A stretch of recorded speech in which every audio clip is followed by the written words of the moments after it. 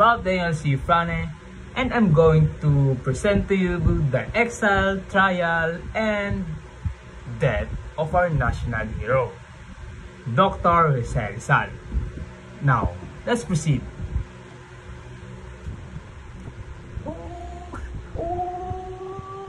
First is 1861, titled Born in Laguna.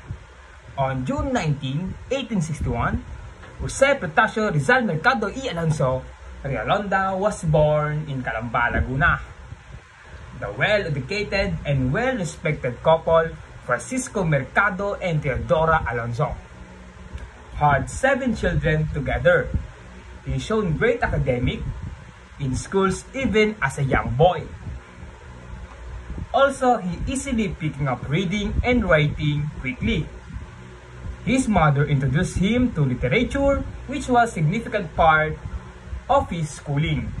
A life devoted and learning reform and patriotism began with this. And our next is 1872, titled The Execution of the Gomburza Priest. Jose Rizal was 11 when the three Filipinos priests Gomburza, who were charged with treason, were put to death. He was greatly grieved and disturbed by this horrible tragedy. It stoked his passion to fight for his country, liberation, and reawakened his feeling of nationalism. Rizal devoted his life to promoting reforms and shielding defenseless Filipinos from the Spanish persecution because he was determined to stop more atrocities. His path to becoming a national hero and advocate for change began at this crucial juncture. And our next is 1877 to 1882, titled The Start of His Education. Jose Rizal attended college from 1877 to 1882.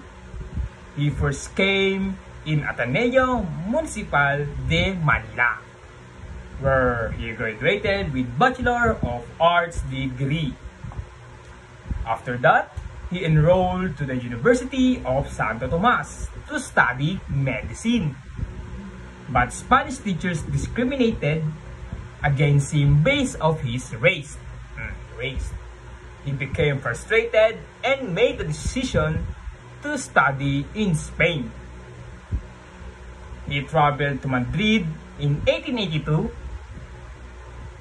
to attend the Universidad Central de Madrid. He changed from being student to reformer thinker at this time. Okay, next is 1882 to 1885, titled He Went Abroad to Study. Wow, so rich. In 1882, Rizal sailed to Spain to attend the Universidad Central de Madrid, marking his first departure from the Philippines. In addition to studying medicine, he became deeply involved in philosophy, politics, literature, and he became aware of the brutal reality of Spanish tyranny in the Philippines and the global fight for liberation. While living overseas, he joined the propaganda movement because he was motivated to change things and started using his writing and activity to promote non-violent reforms. And 1887,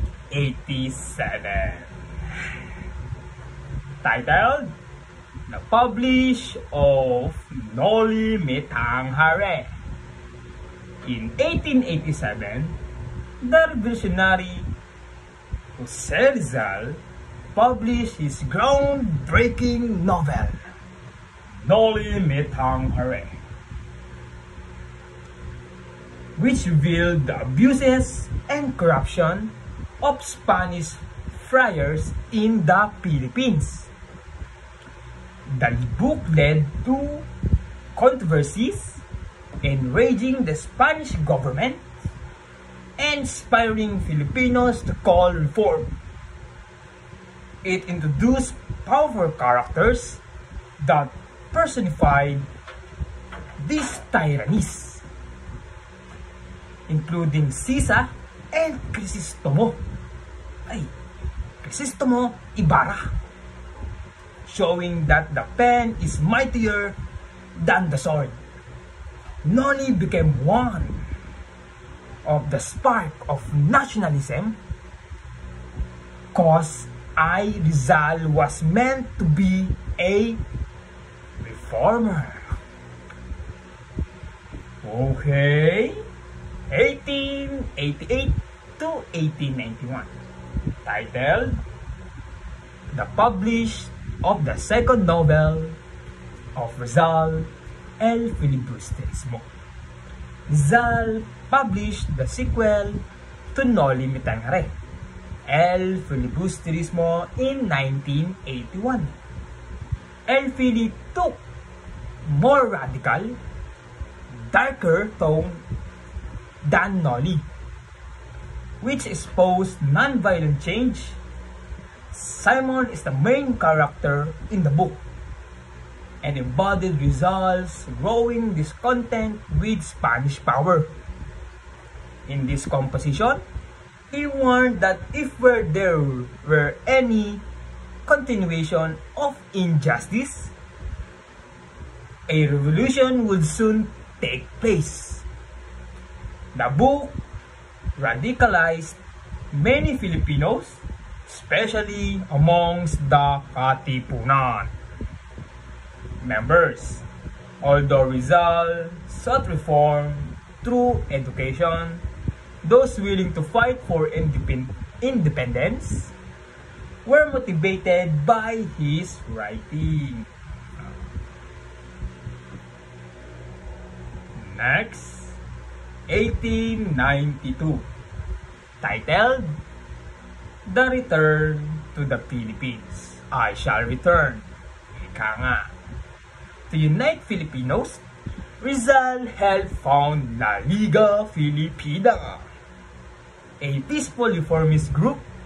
After his return to the Philippines in 1892, but days later, Spanish officials took him into custody after determining he was a threat.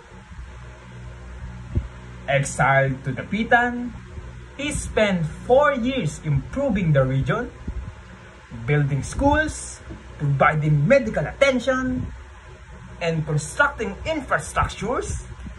Even in exile, in beliefs did not change. While Dapitan was there, seeds of the Philippines Revolution were already being sown elsewhere. 1896, titled The New Beninging Beginning. Rizal was charged with inciting the Philippine Revolution, which had already started by 1896. Despite his lack of direct involvement, he was viewed as a threat by the Spanish authorities. Oh no! He was taken into custody, held captive in Fort Santiago, and tried for sedition. He was found guilty and given the death penalty. He was put to death in Bagong Bayan, and now it's called Rizal Park, on December 30, 1896. Mi ultimo adios. his last poem sent a strong message of affection for his nation. The revolution was sparked by his death. Third to the last, 1901, titled Dr. Jose Rizal declared as a Philippine national hero. In 1901, he was formally recognized as a national hero by Philippine Commission. Thanks to his significant role in the fight for the national independence from Spanish colonial rule, even long after his execution in 1896. He began to inspire the Filipino people to rise up against injustice through his writing,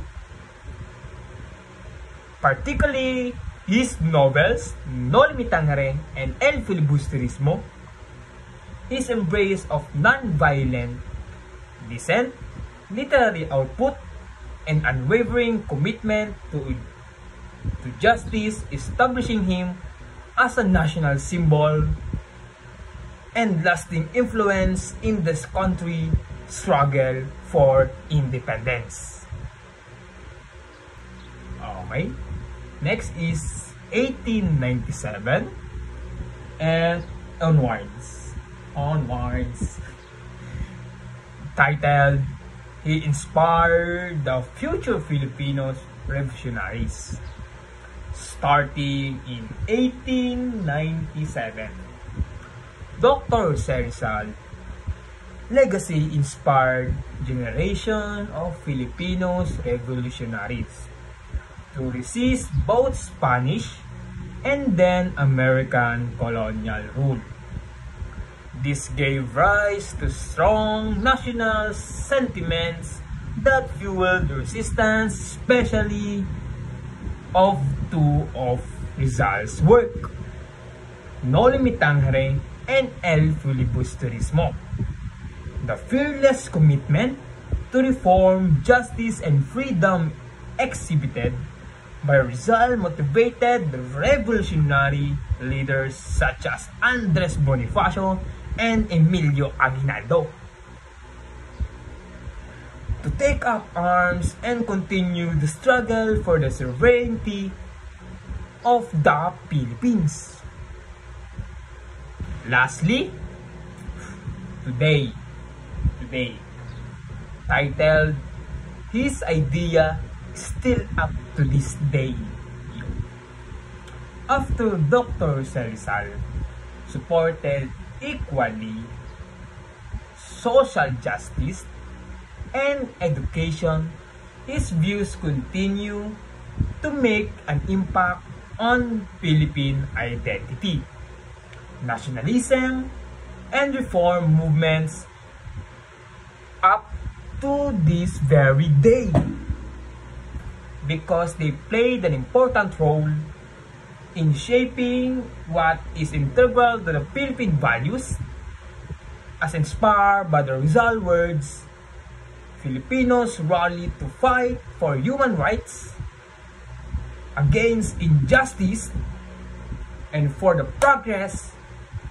His commitment to non-violent change and his academic works will help in focusing our minds on independence, political governance, and national development. Rizal remains the moral compass for Filipinos in their search for justice and united society. And that's the exile, trial, and death of our national hero, Dr. Jose Rizal. I hope you learned something in this video, and thank you for watching. Ralph Daniel C. Frane from Bait 1201.